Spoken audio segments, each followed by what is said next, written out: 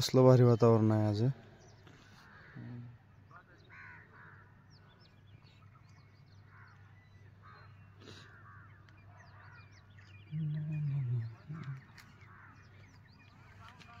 इकडं गाव, इथं ग्राउंड आणि आम्ही आलो पळायला. गावाचे नाव आहे ताकविकी.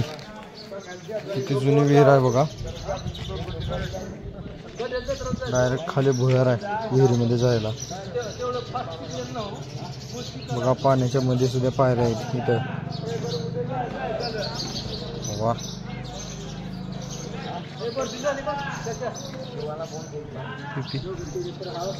अशा प्रकारच्या जुन्या विहिरी होते बघा. इथून उतरायचं, इथून जायचं, इथून रस्ता. कसली भारी विहीर आहे. काळा भोर पाण्यामध्ये गावाच्या सेंटरमध्ये विहीर आहे. दिवस एक काळ होता आम्ही बी असं फिरत होतो, म्हणजे शाळेला जात होतो. असं शाळा सुटायची, दुपारी घरला जायचं, जेवण करायचं. आज शनिवार आहे, शनिवार म्हणल्यावर मजाच मजा राहायची. हाफ डे, दुसऱ्या दिवशी रविवार. आणि इथं कसं आहे, माणसं मेली तरी सुट्टी नाही.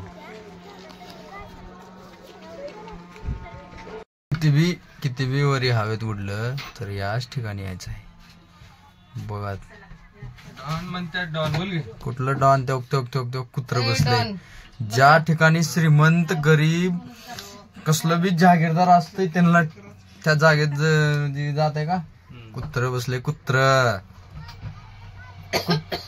विचार कर, शेवटी कुत्रच. आणि त्या जागेवर बघ देव कसलं आईश बसले ते ना, थंडगार. खालून बी वार, इकडून बी वार, तिकडून बी वार.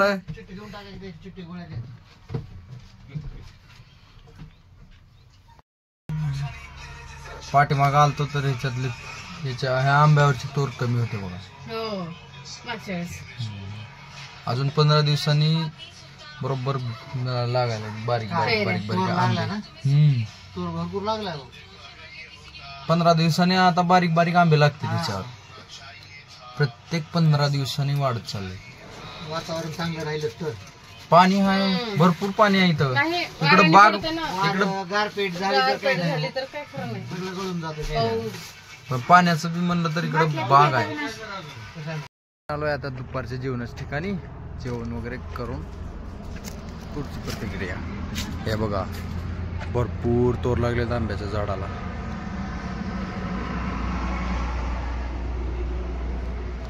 ऐन हायवेच्या ठिकाणी थंडगार झाडांच्या खाली. तर जेवण वगैरे करायचं आणि आता जायचं दुसऱ्या गावाला. या रस्त्याला भारी गाडी पाहिजे, भारी पळवायला. एकदम प्लेन रस्ता. कशाला येड्याचं नाही. कसलं भयानक प्रदूषण आहे बघा. किती धूर आहे. याच्यामुळे तर पाऊस पडणं गेले का. हे असलं प्रदूषण आहे म्हणून पाऊस पडणं गेले. अरे तू कशावर बसला ती बघ, ते बी प्रदूषण सोडलेले. अरे हे प्रदूषण सोडलेले, पण त्याच्या एवढं तर सोड ना की. आणि त्या एवढं तर एकदमच एवढं भयानक तर सोडणं गेलं की.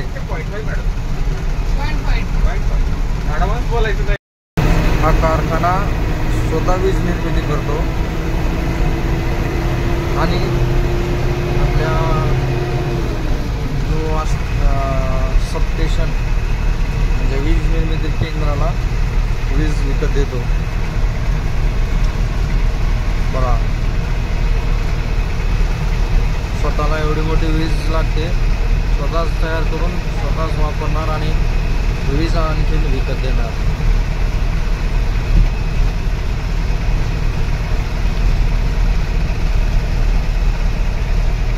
पण किती बी मोठा कारखाना राहिला तर वास काय उघड्यावरच सोडते.